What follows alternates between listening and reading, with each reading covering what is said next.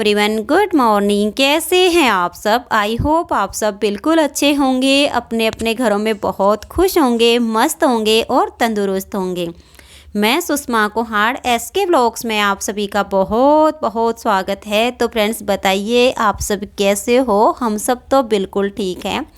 और मैंने तो गर्म पानी पीने के बाद दोबारा से अपना कंबल ले लिया है और बैठ गई हूँ अपना नीटिंग का काम करने के लिए। और अभी जो वीडियो मैंने कंप्लीट की हुई हैं वो मैं अपनी अपलोड करूँगी और कुछ देर नीटिंग का काम करूँगी।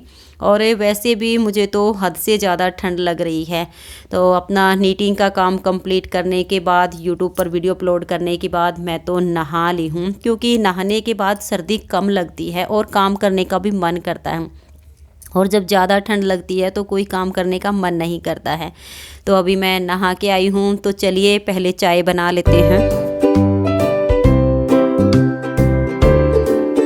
तो फ्रेंड्स, मैंने अपने लिए चाय बनने के लिए रख दी है।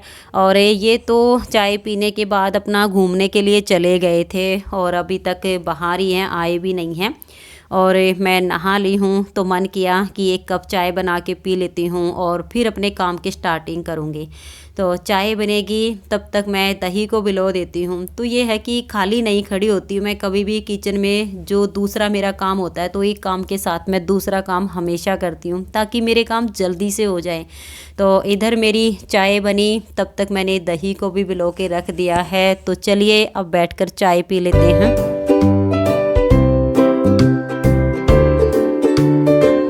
तो फ्रेंड्स, नहा ली हूँ और नहाने के बाद एक कप चाय पी ली है और अब अपना काम स्टार्ट करूँगी। क्योंकि जब मैं नीटिंग का काम कर रही थी ना, तो मुझे बहुत ज़्यादा ठंड लग रही थी और बिल्कुल भी मन नहीं हो रहा था कि उठ के कोई काम करूँ। तो फिर सोचा कि सबसे पहले नहाऊँगी और सारे काम बाद में करूँगी, क्योंकि नहाने के बाद ठंड एकदम से उतर जाती है, शरीर भी हल्का फुल्का हो जाता है और काम करने का मन करता है। और गाजर को तो मैंने नहाने से पहले ही बॉईल करके रख दिया था। अब चाय बनी तब तक दही को भी भिगो के रख दिया है और गाजर का रायता बनाऊंगी। इसकी रेसिपी तो मैंने पहले आप सबके साथ शेयर कर दी है। और साथ में आज मैं हरे धनिए की चटनी बनाऊंगी, तो हरे धनिए की चटनी की रेसिपी शेयर कर दूंगी। और चलिए कुछ बात कर लेते हैं आप सबके साथ, क्योंकि एक तो मेरी सब्सक्राइबर ने व्हाट्सएप पे एक कथा मेरे साथ शेयर की थी और रिक्वेस्ट भी की थी कि इसको अपने ब्लॉग में शेयर करना और सबको सुनाना। कथा मुझे बहुत अच्छी लगी, दिल को छू गई थी, लेकिन टाइम नहीं मिल रहा था। सोचा आज काम की स्टार्टिंग करने से पहले ही आप सबको वो कथा सुना देती हूँ। और कुछ कमेंट्स आए हुए हैं कि आप अपनी कैप को जल्दी बनाइए, हमें भी साथ के साथ बनानी है। तो फ्रेंड्स, सच बताऊँ तो आपसे भी ज़्यादा जल्दी मुझे है कैप बनाने की, क्योंकि मेरे पास पहनने के लिए इस टाइम पर कैप नहीं है। और ये वाली इनकी कैप लगा लेती हूँ, लेकिन मुझे अच्छी फीलिंग नहीं आती, क्योंकि ये कैप मेरी नहीं है। अपनी कैप तो मुझे अपनी लगती है। तो स्टार्ट तो मैंने की हुई है, थोड़ा सा टाइम लग जाता है, क्योंकि एक तो मैंने अपने लिए ये जैकेट स्टार्ट की हुई है, तो इसे स्टेप बाय स्टेप मैंने नीटिंग कोर्स चैनल पर सिखाना शुरू किया हुआ है। 2 इसकी वीडियो मैंने अपलोड कर दी हैं। अगर आप सब ने इसकी वीडियो अभी तक नहीं देखी है तो नीटिंग कोर्स चैनल पर मुझे फॉलो कीजिए। इसको मैं बिल्कुल ही स्टेप बाय स्टेप सिखाऊंगी, इसका कोई भी पार्ट मिस नहीं होगा। तो जो इसका बॉर्डर है उसमें फंदे कैसे लेने हैं, सेट कैसे करने हैं, ऊपर जो डिजाइन है इसको कैसे सेट करना है, ये सब वीडियो मैंने अपलोड कर दी है। अब एक दिन छोड़ के एक दिन वीडियो अपलोड करती हूँ। तो नेक्स्ट वीडियो में मैं इसकी बैक पार्ट में आर्म होल की कटिंग और ये जो डिज़ाइन है इसे सेट करना बताऊँगी, तो आप मुझे वहाँ फॉलो कर सकते हैं। और कैप भी मैंने स्टार्ट की हुई है, जल्दी ही उसे भी बनाऊँगी, वीडियो उसकी भी शूट करूँगी, तो टाइम लगेगा। और कथा ये थी कि एक छोटा सा बच्चा था और उसकी माँ के अलावा इस दुनिया में कोई भी नहीं था। और उसकी माँ जैसे घरों में झाड़ू बर्तन पोछा ये सब काम करके अपना गुजारा करती थी। और एक बार वो बहुत ज़्यादा बीमार हो गई और बच्चा भी इतना नहीं था कि अपने लिए कुछ कर सके। बहुत ज़्यादा परेशान हो गया कि अब मुझे खाना कौन खिलाएगा, मेरे काम कौन करेगा, मेरी माँ के अलावा तो मेरा कोई भी नहीं है। और डॉक्टर्स ने भी जवाब दे दिया कि अब तुम्हारी माँ हमारे से तो ठीक नहीं हो सकती है, इसे तो सिर्फ भगवान बचा सकते हैं। अब छोटा बच्चा है, छोटे बच्चे का जो दिल होता है वो एकदम से साफ होता है। अब उसने मान लिया कि डॉक्टर ने कहा है कि मेरी माँ को तो भगवान ही बचाएगा। लेकिन बच्चे को ये नहीं पता कि भगवान कैसे बचाएंगे, भगवान कहाँ मिलेंगे, भगवान को पाने के लिए क्या करना है, उसको कहाँ ढूंढना है। अब बच्चे के पास तो 1 रुपया था और 1 रुपया लेकर वो दुकान वाले के पास गया और पूछा कि अंकल जी क्या आपकी दुकान पर भगवान मिलेंगे। अब देखिए कई दुकानदार तो ऐसे होते हैं जो बच्चों को देखकर बहुत प्यार से बोलते हैं, और कुछ ऐसे होते हैं जो बच्चा अगर इस तरह की कोई चीज़ मांग लेता है तो उसको धमका देते हैं और भगा देते हैं। तो ऐसा ही उस बच्चे के साथ हुआ, दुकान वाले ने उसको डांट दिया और भगा दिया। अब बच्चा दूसरी दुकान पे गया, दूसरी दुकान वाले ने भी उसको भगा दिया, फिर वो तीसरी पर गया, लेकिन बच्चे ने हार नहीं मानी क्योंकि उसके मन में एक दृढ़ विश्वास पैदा हो गया था कि डॉक्टर ने ये कहा है कि अब तुम्हारी माँ को सिर्फ भगवान बचा सकते हैं, तो किसी ना किसी दुकान पर तो मुझे भगवान ज़रूर मिलेंगे जो मेरी माँ को बचाएंगे। अब ऐसे करते करते वो बच्चा 10-12 दुकानों पर गया, लेकिन किसी भी दुकानदार ने उसको प्यार से बोला नहीं, अच्छे से बात नहीं की, उसको समझाया नहीं, उसका दुख नहीं पूछा। ऐसे करते करते बहुत सारी दुकानों पर गया और लास्ट में एक दुकान पर पहुंचा जहां पर एक अधेड़ उम्र का आदमी बैठा हुआ था जिसे ज़िंदगी का अच्छा खासा अनुभव था। तो उसने पूछा बच्चे से कि बेटा तुम क्या करोगे भगवान का। अब इतना सुनते ही बच्चे के चेहरे पर एक मुस्कान आ गई कि हाँ यहाँ पर तो मुझे भगवान ज़रूर मिलेंगे। तो उस बच्चे ने बताया कि इस दुनिया में मेरी माँ के अलावा मेरा कोई भी नहीं है। मेरी माँ घरों में झाड़ू पोछा बर्तन करती है और मेरे लिए खाना लेकर आती है, और इस टाइम मेरी माँ हॉस्पिटल में है, बहुत ज़्यादा बीमार है, और डॉक्टर ने कहा है कि तुम्हारी माँ को तो सिर्फ भगवान ही बचा सकते हैं। अब भगवान कहाँ पर मिलेंगे ये मुझे नहीं पता, तो मैं तो 1 रुपया लेकर आया हूँ। अगर आपकी दुकान पर भगवान हैं तो दे दीजिए ताकि मेरी माँ ठीक हो जाए। अब ये सब सुन के वो जो दुकानदार था उसी की आंखों में आंसू आ गए और उसे बहुत दुख हुआ कि इसकी माँ के अलावा इसका कोई भी नहीं है। फिर उसने सोचा कि इसके पास 1 रुपया है और बच्चे का दिल भी रखना है, तो उसने सोचा कि 1 रुपये में तो 1 गिलास पानी का ही मिल सकता है, और तो मेरी दुकान पे कोई भी चीज़ नहीं है जो मैं इस बच्चे को दे दूँ कि ये बोल दूँ कि ये चीज़ अपनी माँ को खिला दो और वो ठीक हो जाएगी।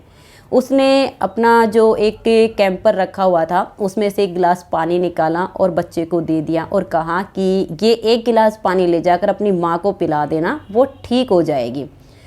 अब बच्चा उस 1 गिलास पानी को लेकर खुशी खुशी वहाँ से चला गया, और उधर वो दुकानदार बहुत ही ज़्यादा दयालु था।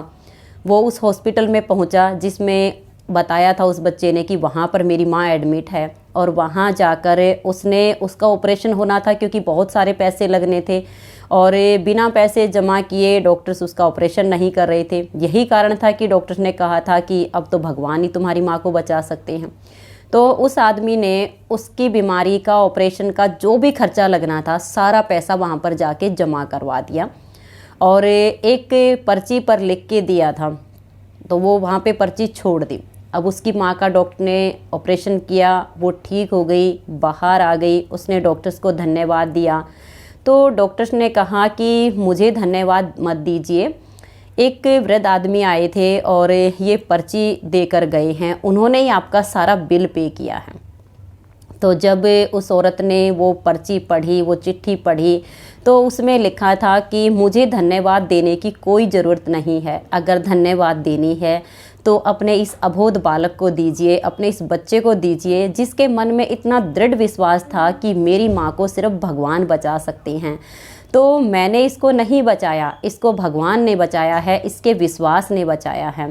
तो उस औरत ने अपने बच्चे को गले से लगा लिया। तो फ्रेंड्स, हम सब की यही हालत है कि हम परमात्मा पर पूर्ण विश्वास नहीं करते और हम ये सोचते हैं कि भगवान हमें यहाँ मिलेंगे वहाँ मिलेंगे, लेकिन मन में एक दृढ़ विश्वास होना चाहिए। तो भगवान हर जगह पर हैं, और जब हम मुसीबत में होते हैं ना और कोई दूसरा हमारी मदद करता है तो वहाँ पर आप परमात्मा को धन्यवाद दीजिए, क्योंकि उस वक्त उस इंसान के रूप में भगवान ही होते हैं जो हमारी मदद करने के लिए आते हैं। और मेरे साथ भी एक वाकया ऐसा ही हुआ था। मैं आपको अपनी आप बीती बताऊंगी। जब मेरी खुद की दुकान थी और दुकान भी 1 साल ही हुआ था हमने दुकान की हुई, और तब तक हमें इतनी नॉलेज नहीं थी कि हम जो अपना सामान लेकर आते हैं उसको ट्रांसपोर्ट पर कैसे डालें तो वो हमारी दुकान तक पहुंच जाएगा। तो हम जो भी सामान लेते थे उसको ट्रेन के ज़रिए लेकर आते थे। तो करवा चौथ के बाद हम दिवाली का सामान लेने के लिए गए थे और बहुत सारा सामान हो गया, 7 से 8 हमारे बैग हो गए, काफ़ी सारा सामान था और उठाने वाले हम 2 ही थे। और ट्रेन सदर के जो स्टेशन पर आती है वो बहुत कम रुकती है, तो बहुत कम रुकने की वजह से एक बैग लेके मैं ट्रेन में चढ़ गई और 2-3 इसके पापा जी ने फेंके, लेकिन एक बैग हमारा नीचे रह गया। मैंने सोचा कि इन्होंने रख दिया होगा, इन्होंने सोचा कि मैंने रख दिया होगा, लेकिन वो किसी और ने उठा के और जिस डिब्बे में हम थे उससे पीछे वाले डिब्बे में फेंक दिया। अब रास्ते में जाकर हमने अपने बैग की गिनती की तो एक बैग कम था और कम से कम 12-12,500 रुपये का 12,500 का सामान था वो। और उस टाइम पे बजट भी इतना नहीं था, बड़ी मुश्किल से पैसे इकट्ठे करके सामान लिया था। अब वहाँ जाके दोनों को चिंता हो गई। और जब इस तरह से कोई आदमी टेंशन में होता है ना तो दिमाग अच्छे से काम नहीं करता है।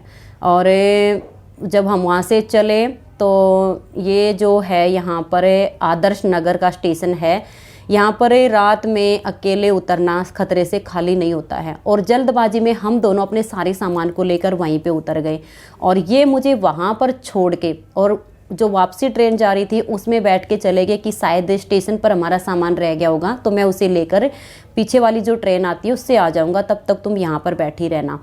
और वहाँ पर मैं उतर तो गई लेकिन मेरे अंदर एक घबराहट होने लगी क्योंकि वहाँ पर बहुत ज़्यादा अंधेरा था और मेरा मन घबराने लगा कि अब क्या होगा, यहाँ तो बहुत ज़्यादा अंधेरा है और मेरे पास सामान भी इतना सारा है और मैं अकेली हूँ। तो मैंने अपने सतगुरु को याद किया, मन ही मन मैंने भजन सिमरन किया और मैं सिमरन करती जा रही थी कि तभी एक ट्रेन आई सोनीपत साइड से दिल्ली की तरफ जा रही थी।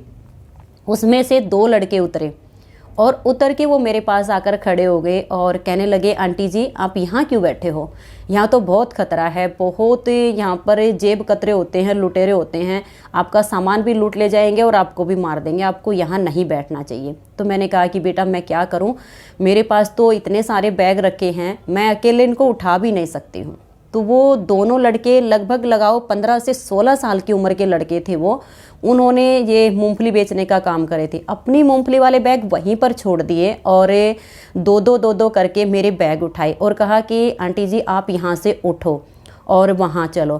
तो कम से कम ये लगा लीजिए कि 2 किले की लंबाई पार करे इतनी दूरी पर वहाँ पर लाइटें थी और जो गार्ड होते हैं वो बैठे हुए थे। वहाँ पर ले जा कर के उन लड़कों ने मेरा सामान रख दिया। फिर मेरा जो बाकी का सामान था वो भी उन्होंने वहीं पर पहुंचा दिया और कहा आंटी जी अब जब तक अंकल नहीं आते हैं आप यहीं पर बैठे रहना, वहाँ पर आपको बहुत ज़्यादा खतरा था। और पुलिस वाले जो थे उनको भी बोला कि जब तक अंकल नहीं आते हैं इन आंटी की देखरेख करना और इनका ध्यान रखना। तो मैंने अपने सतगुरु को शुक्रिया किया कि हे सतगुरु तेरा शुक्रिया, क्योंकि मैं उन लड़कों को नहीं जानती थी, वो लड़के मुझे नहीं जानते थे, लेकिन यकीन मानिए उन लड़कों के रूप में मेरे सतगुरु महाराज आए थे जिन्होंने वहाँ पर मेरी मदद की।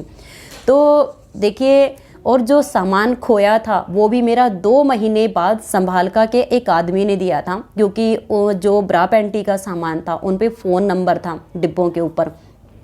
और देखिए ईश्वर की कृपा होती है, जब हम सच्चे मन से परमात्मा पर विश्वास करते हैं तो ऑटोमेटिक हमारी मदद होती है और परमात्मा करते हैं। जो मेरा सामान था वो एक ऐसे आदमी को मिला जो ये फेरी का काम करता है, दुकानों पर सामान सेल करता है, लेकिन बहुत ईमानदार था। उसने वो सामान रख लिया और बरा पेंटी के डिब्बे पर फ़ोन नंबर लिखा हुआ था। उन्होंने वहाँ से वो नंबर लिया और दुकान वाले के पास फ़ोन मिलाया और उससे पूछा कि ऐसे ऐसे आज या कल की डेट में इधर सोनीपत पानीपत के रास्ते जाने वाली ट्रेन से जो भी आपके कस्टमर आते हैं कौन कौन हैं आप मुझे बताइए, क्योंकि मेरे पास आपकी दुकान का सामान है। तो उसने फिर कहा कि हाँ पानीपत से हमारे पास कस्टमर आते हैं, सोनीपत से भी आते हैं, लेकिन आप अपना फ़ोन नंबर दे दीजिए, अगर कोई हमसे पूछेगा बात करेगा तो हम ज़रूर उसको बताएंगे। तो फिर देखिए दुकान में सामान तो था नहीं, 2 दिन बाद फिर से दिल्ली जाना पड़ा, फिर से वही सामान लेकर आना पड़ा। तो दुकान वाले ने पूछा कि भाई इतनी जल्दी आप कैसे आ गए, कल तो सामान लेके गए थे। तो इन्होंने बताया कि ऐसे ऐसे ट्रेन में हमारा सामान छूट गया है और मिला नहीं। तो फिर वो नंबर हमें दिया उसने और हमने संभाल कर उससे बात की और उन्होंने फिर अपना एड्रेस दिया, वहाँ से हम अपना सामान लेकर आए। तो सतगुरु की कृपा से मेरा सामान भी मुझे वापस मिल गया था और मेरी रक्षा भी हुई थी। तो इसलिए हमें अपना जो विश्वास है अपने परमात्मा पर दृढ़ रखना चाहिए। तो चलिए फ्रेंड्स, अब किचन में चलते हैं और आप सबके साथ शेयर कर लेती हूँ धनिए की चटनी की रेसिपी। वीडियो काफ़ी बड़ी होती जा रही है, तो चलिए फटाफट किचन में चलते हैं।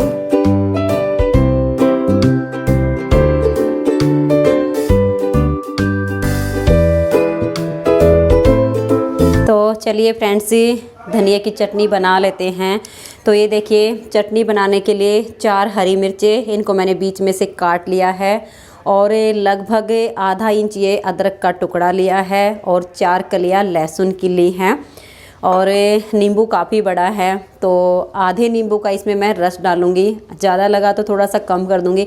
जो जैसे चटनी है थोड़ी सी बनानी, ज़्यादा नहीं बनानी है, तो लगभग 1 टेबल स्पून इसमें मैं नींबू का रस डालूँगी।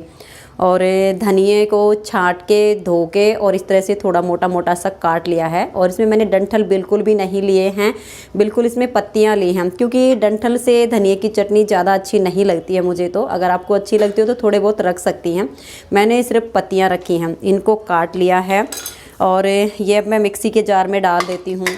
थोड़ा सा इसमें काला नमक डालूंगी, स्वाद के अनुसार इसमें सेंधा नमक डाल के और सारी चीज़ों को मिक्सी में अच्छे से पीस लेंगे। और पीसते टाइम इसमें हम थोड़ा सा लगभग आधी चम्मच पानी ऐड कर देंगे ताकि ये जो धनिया है ये बिल्कुल अच्छे से पीस जाए। तो मैंने देखिए सारी चीज़ें एक साथ ही मिक्सी के जार में डाल ली हैं और मैंने तो इसमें लगभग 1.5 चम्मच नींबू का रस निकला था, सारा ही डाल दिया है, क्योंकि ये चटनी थोड़ी सी खट्टी खट्टी होती है तो खाने में ज़्यादा अच्छी लगती है, तो सारा ही निचोड़ दिया इसमें। और अब एक बार इसको ऐसे ही चला लेंगे, क्योंकि 1.5 चम्मच तो इसमें नींबू का रस डाल दिया है और धनिया की जो पत्ती हैं वो भी थोड़ी सी गीली थी। तो एक बार पीस के देखते हैं। जैसे ही इसमें थोड़े थोड़े पानी की ज़रूरत पड़ेगी, 1-2 चम्मच की, वो साथ के साथ पहले आधा चम्मच डालेंगे, फिर पीस कर देख लेंगे, कम पड़ेगा तो फिर इसमें डाल देंगे। तो इसको मैं एक बार चला लेती हूँ। तो इसको मैंने पीस लिया है, देखते हैं पानी की ज़रूरत है भी या नहीं भी है। तो देखिए 1.5 चम्मच तो नींबू का रस था और धनिए की जो पत्ती थी वो थोड़ी सी गीली थी, इसीलिए मैंने पहले इसमें ना आधा चम्मच डाला ना ही 1 चम्मच पानी डाला, कुछ नहीं डाला और इसको ऐसे ही पीस लिया। तो बहुत अच्छी चटनी बनके तैयार हो गई है। और जैसे धनिए की पत्ती जब सूखी सूखी होती है ना, तो थोड़ा सा पानी ज़रूर डालना पड़ता है ताकि जो धनिए की पत्ती वो अच्छे से पिस जाए।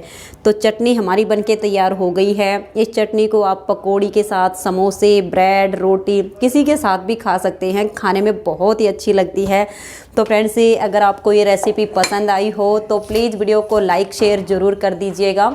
तो आज की इस वीडियो में इतना ही, मिलते हैं नेक्स्ट वीडियो में, तब तक के लिए नमस्कार, बाय बाय।